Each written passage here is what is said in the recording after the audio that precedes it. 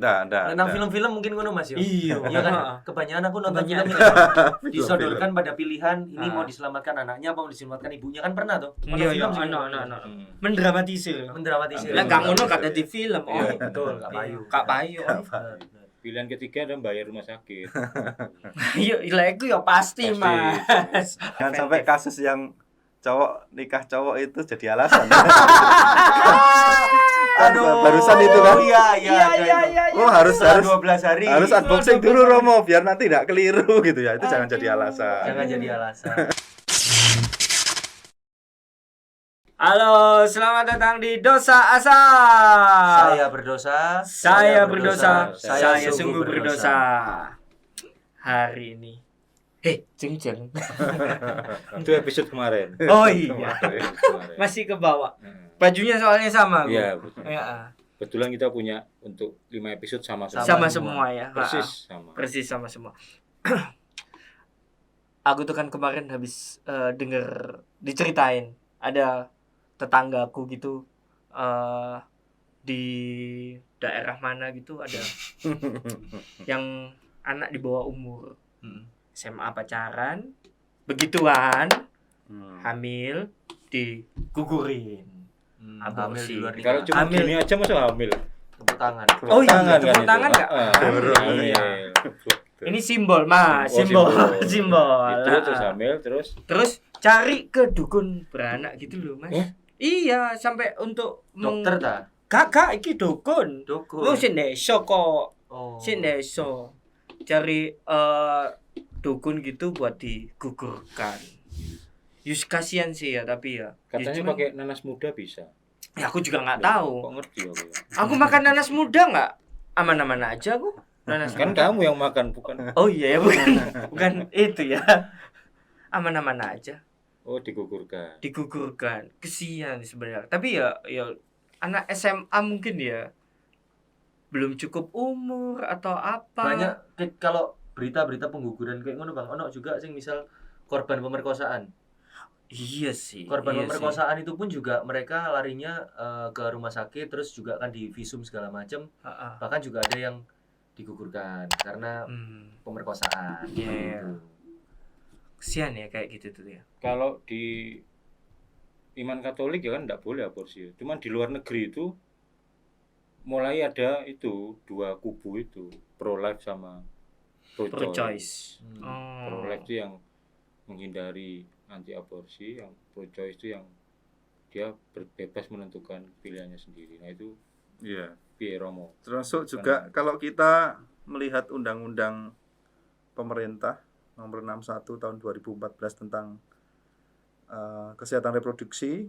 Nah ini yang juga berbeda pandangan dengan gereja ya. Kalau di undang-undang ini di Indonesia itu membolehkan aborsi jika itu korban pemerkosaan tadi. Itu juga kalau di dalam gereja Katolik bagaimanapun juga sekali lagi ya kan di episode yang lalu saya sudah sempat menjelaskan ada banyak sekali aliran. Ya. Nah kalau gereja Katolik jelas ya alirannya adalah pro kehidupan, pro life.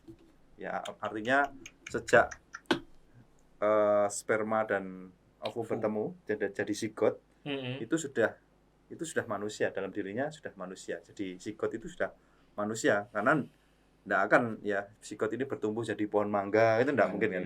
Zigot jadi nanas tadi enggak mungkin ya. Dia bakalnya adalah bakal manusia. Di dalam dirinya sudah ada potensi itu akan bakalan jadi manusia. Maka segala hal yang menghalangi pertumbuhan zigot ini menjadi manusia itu pembunuhan, termasuk apalagi aborsi. Ini kan ada yang mengatakan, Romo ini kan baru belum ada organnya gitu kan. Baru 6 minggu. Ya, baru 6 minggu, baru sel, ya tetap ya. Itu tetap berdosa. Dianggap sudah ada kehidupan, sudah ada nyawa. Itu sudah manusia, dianggap sudah manusia. Kan itu 6 minggu manusia, bukan 6 minggu kunci Inggris kan itu. Nah iya. Pohon mangga. Itu bakal manusia. Ya, enggak akan mungkin jadi yang lain, enggak mungkin. Itu jadi manusia. Mas segala hal yang menghalangi itu ya memang nanti di dalam perkembangannya ada yang beberapa pertimbangan. Ya, pertimbangan itu artinya itu dikaji lebih dulu dari kasus per kasus. Jadi ada 2 prinsip yang dipakai. Ya, ada prinsip namanya prinsip totalitas. Totalitas itu terjadi dalam kasus misalnya ada seorang ibu yang dia kanker. Waduh. Dan dia harus melepas bagaimanapun ya untuk totalitas keseluruhan hidup untuk menyelamatkan hidupnya, maka ada istilahnya namanya abortus terapeutik. Jadi aborsi itu dilakukan bukan karena untuk mempertahankan keutuhan kesehatan jiwa dari si wanita ini, si ibu ini. Bukan dari kehendak si ibu ini. Aku ingin mengaborsi, enggak. Ya, karena memang itu sudah pilihan yang terakhir, yaitu namanya prinsip totalitas. Lalu yang kedua adalah prinsip double effect. Prinsip double effect itu si dokter atau tenaga medis itu tidak ada maksud atau tujuan untuk mengaborsi pertama-tama, tetapi itu menjadi efek samping dari tindakan penyelamatan itu. Aborsi itu diperbolehkan itu kalau seperti itu. Ya kasusnya seperti itu, tapi ya harus tetap dengan pertimbangan yang matang, tidak terus yang bahaya itu bukan perilaku aborsinya, tapi yang bahaya adalah mentalitas abortif. Ya, mentalitasnya. Jadi seperti para kaum pro choice. Kalau pro choice itu kan ya mentalitasnya memang mentalitas membunuh dia. Jadi menganggap aborsi itu sesuatu yang biasa, yang wajar, yang ya daripada aku nanti repot, ya kan? Ya sudahlah aku bunuh saja. Itu mentalitasnya. Itu dengan tegas oleh Paus Fransiskus dikatakan yang paling bahaya adalah mentalitasnya. Itu untuk menyindir kaum pro choice tadi. Karena pro choice itu menurut saya adalah orang-orang egois. Loh, ini kan tubuhku. Ya betul, itu tubuhmu, ya bukan tubuhnya Opang ya. Ya itu tubuhmu memang. Tapi terus ketika kamu hanya memikirkan dirimu sendiri, ya tidak memikirkan itu ada manusia di dalam dirimu, lalu kamu dengan enaknya atau mudahnya lalu membunuh, nah, maka dia menjadi manusia yang paling egois itu tadi.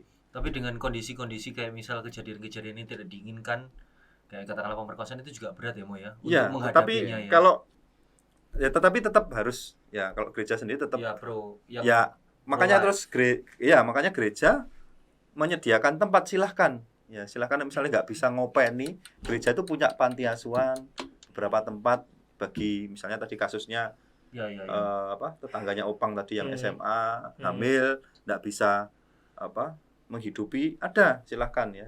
Di gereja Katolik ada beberapa lembaga panti asuhan untuk menampung anak-anak korban itu tadi ya, korban dari ini orang tuanya. Terbatas kita menceritakan pada kasus aborsi. Setelah itu kalau memang melahirkan atau apa itu urusan lain, nanti kita bicarakan di topik yang lain.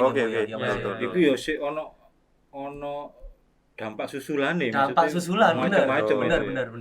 Nah, tapi ini kan terbatas di aborsinya dulu. Jadi ojo sampai bias nang. Yang penting jangan membunuh janin anak itu. Dan mental abortif tadi. Mental abortif. Gampang membunuh, gawene enak tapi bagian ngurusi gak gelem.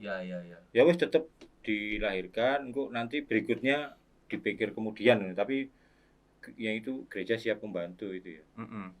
Ini perdebatan lama ya, mau pro life, pro choice, masing-masing punya argumentasinya sendiri. Sejak sampai sekarang ya, Mo? Sampai sekarang.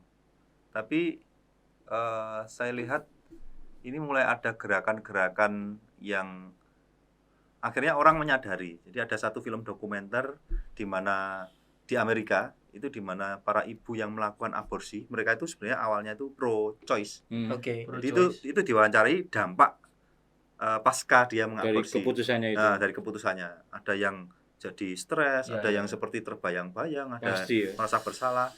Jadi jiwanya itu tahu bahwa itu sesuatu yang buruk, salah gitu. Apa kalau sekarang ini ada orang yang sudah mengalami itu, sudah pernah melakukan itu, bagaimana dia bisa berdamai untuk menghadapi situasi kenyataan kalau memang sebenarnya itu kesalahan yang sudah dilakukan, gitu gimana, Mo? Gereja Katolik memang memandang serius aborsi ini. Jadi kalau di gereja kan ada sakramen tobat. Di beberapa keuskupan itu tidak bisa langsung mengaku dosa ke imam. Kalau misalnya aku pernah mengaborsi, kasusnya aborsi itu dianggap dosa berat, itu pembunuhan, maka harus reservasi dengan uskup. Ya, di beberapa keuskupan itu enggak bisa langsung mengaku dosa ke imam, enggak bisa. Itu levelnya harus uskup. Nah, kalau di Surabaya ini punya kebijakan uskupnya memberikan kuasanya untuk imam boleh. Nah, itu pun juga setelah mengaku dosa, imam itu harus melapor ke keuskupan. Sehingga dicatat dalam keuskupan ini berapa kasus itu yang terjadi. Artinya ini sesuatu yang serius. Iya. Nah, selalu apa yang ya secara rohani apa yang perlu dilakukan oleh yang sudah melakukan. Ya pertama tadi ya pengakuan dosa. Pengakuan dosa, sakramen tobat. Minta sakramen tobat. Silahkan reservasi. Kalau setelah sakramen tobat, yang kedua itu didoakan. Kita kan percaya bahwa arwahnya, jiwanya itu juga membutuhkan doa. Makanya di beberapa kasus saya lihat itu ada yang diminta, kalau dosa kan ada silihnya kan, denda dosanya gitu kan. Nah, denda dosanya itu ada yang misalnya secara khusus mempersembahkan ekaristi, ada yang secara khusus itu berpuasa dan berdoa untuk si anaknya yang di itu. Kasusnya yang tadi itu yang kasusnya berat, misalnya ini kalau nggak diaborsi ibunya yang mati. Kalau dilahirkan anaknya cacat ya. Itu pakai prinsip yang tadi itu yang totalitas tetap harus jadi ada tetap pro-life. Artinya kita akan memperjuangkan kehidupan. Memperjuangkan kehidupan si ibunya itu. Dan ada prinsip double effect tadi kan. Kita berusaha menyelamatkan kedua-duanya. Kalau pada akhirnya lalu harus memilih, bukan memilih ya. Efek memilih. Kan namanya double effect, ada efek ganda. Dalam suatu tindakan itu ada efek ganda yang ada satu yang pasti yang tidak kita inginkan. Kita menginginkan hidup dua-duanya. Tapi bahwa tindakan kita ini adalah supaya memperjuangkan kehidupan. hidup. Tapi kan kita ada efeknya. Ada efeknya yang kita enggak di luar kemampuan kita. Misalnya pada akhirnya salah satunya meninggal, misalnya itu kan di luar keinginan dan kemampuan kita. Nah, itu bisa dipahami. Iya. Dan pun juga pelakunya bukan si ibu itu tadi. Nah, gitu. Mungkin katakanlah nakes atau apa yang melakukan itu kan banyak juga Tomo ya. Kalau di dalam persalinan kayak gitu, ini mau penyelamatan selalu pada ibunya dulu. Jadi umat Katolik kalau dihadapkan pada pilihan itu bukan pilihan yang mana yang hidup gitu ya, tapi harus diupayakan dua-duanya hidup. Diupayakan dua-duanya. Dan kita serahkan pada Tuhan karena tim medis pun juga punya keterbatasan. Itu jadi pilihan berat ya sebenarnya kadang-kala kalau misalnya jadi seorang suami terus dihadapkan kamu pilih istrimu atau anakmu. Maksudku itu tadi. Ya berarti jawabannya adalah tolong diupayakan supaya dua-duanya hidup. Kita minta ke dokternya gitu. Iya, selalu begitu, enggak ada. Dan dokter tidak akan menanyai ke suaminya pilih mana, ibu enggak akan. Tapi pasti gitu pasti kami akan berarti dokter akan mengatakan saya akan mengupayakan sebisanya dua-duanya. Toh hasilnya seperti apa nanti tapi harus misalnya resiko terbesar gitu disampaikan ya. Iya disampaikan, tapi kan enggak disuruh milih gitu loh. Iya. Dan kita juga bukan posisinya memilih yang mana gitu ya. Enggak. Nang film-film mungkin ngono Mas yo. Iya kan. Kebanyakan aku nonton film disodorkan pada pilihan ini mau diselamatkan anaknya apa mau diselamatkan ibunya kan pernah tuh. Iya. Mendramatisir. Lah enggak ngono gak dadi film. Betul, Kak Payu. Pilihan ketiga adalah bayar rumah sakit. Iya, iku ya pasti. Mas. Pasti. Tapi ada nggak yang deket-deket circlemu ada yang kasus-kasus begitu? Ada lah Mas, pasti deket circle kita sih Mas. Sampai juga pasti ada apa nggak ada juga Mas. Tapi aku nggak ngerti, nggak ada maksudnya. Nggak ada yang cerita. Kalau yang cerita secara langsung nggak ada. Yang gibah ada. Itu kemarin ya. Makanya yang pertama kita harus berkatekese, mengedukasi terutama umat Katolik. Jangan-jangan mereka enggak tahu. Betul. Enggak tahu bahwa ini adalah ini ya tadi pandangannya loh, ini kan belum 14 hari. Ini kan belum organnya belum kelihatan. Malah, jadi ya enggak apa-apa gitu loh. Malah ketahuannya gitu. Biasanya itu setelah 3 bulan 2 bulan. Nah, itu. Kalau seminggu 2 minggu gitu kan masih enggak kelihatan. Masih banyak yang belum mengecek biasanya ya Pak. Iya, benar. Kayak gitu. Aku aja ngecek Setelah lahir. 5 bulan. Setelah lahir kan anakmu lahir. Setelah lahir tak cek beneran. USG. Iya, baru mau keluar. Setelah anaknya umur 5 bulan malah.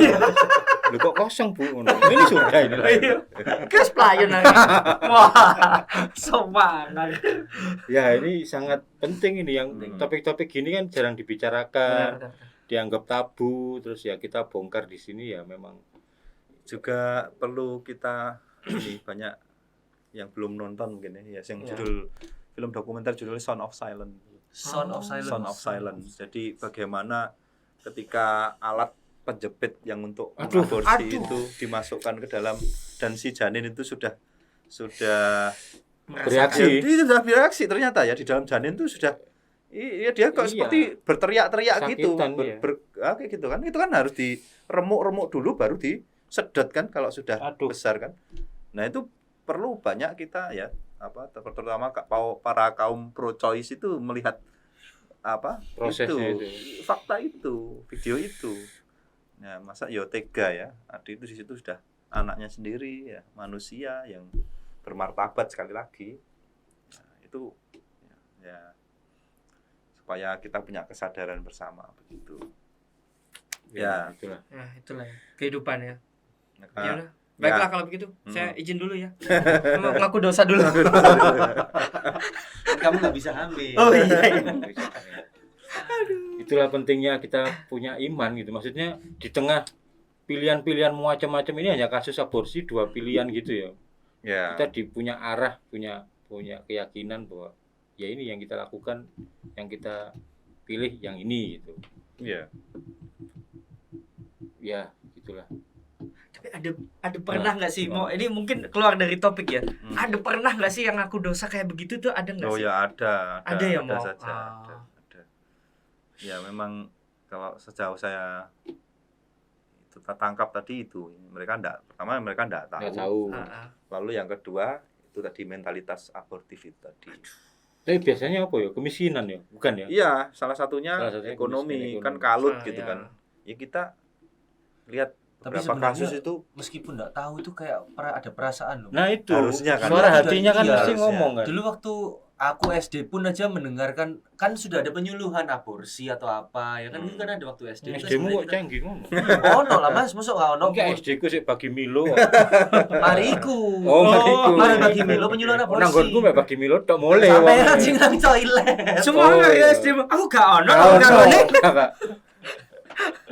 Itu kan tapi setidaknya kan kesadaran lah maksudnya. Iya. Ya. Melakukan sesuatu terhadap hati nurani kan pasti ngomong kan. Kok ya tego ngono kan. Kan ya banyak kasus juga yang yang membuat itu anak menjadi SMA begitu melahirkan di toilet, iya kan? Iya dulu pernah dibuang di astaga. Banyak kan lihat Iya, baca iya. di Google beberapa waktu yang lalu ada juga kan dibuang di toilet.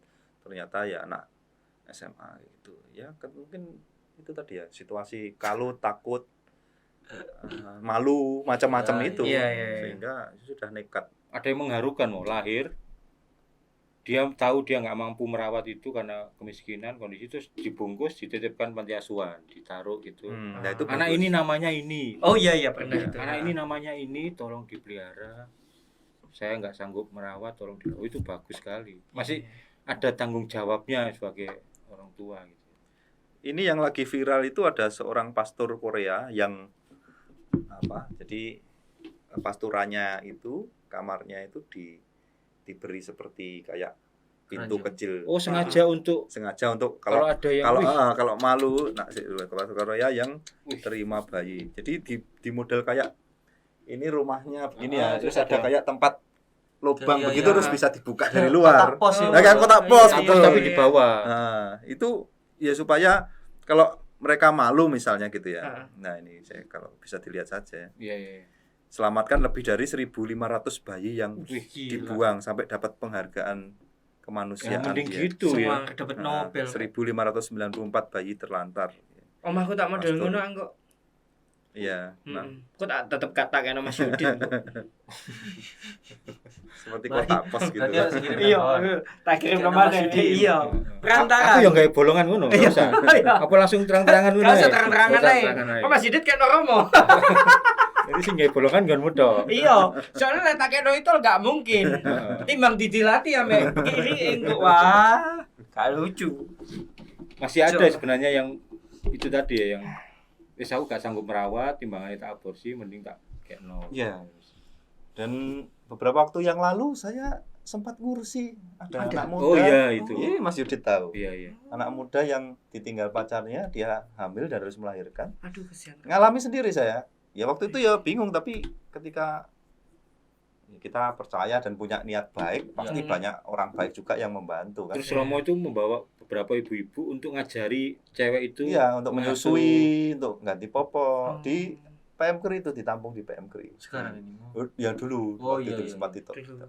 Ya ke rumah sakit ngantar ngelahirkan gitu. Aduh. Terus ngopeni gitu ya. Ya Ya bisa. masih Tapi SMA gitu mah ya. SMA Tapi masih bagus kecil. ya, artinya si perempuan itu juga bertanggung jawab. Ya, itu. Masih menyadari akan itu. Pada akhirnya si cowoknya itu balik mah ya. Akhirnya datang ya, akhirnya datang. Waduh, ya itu.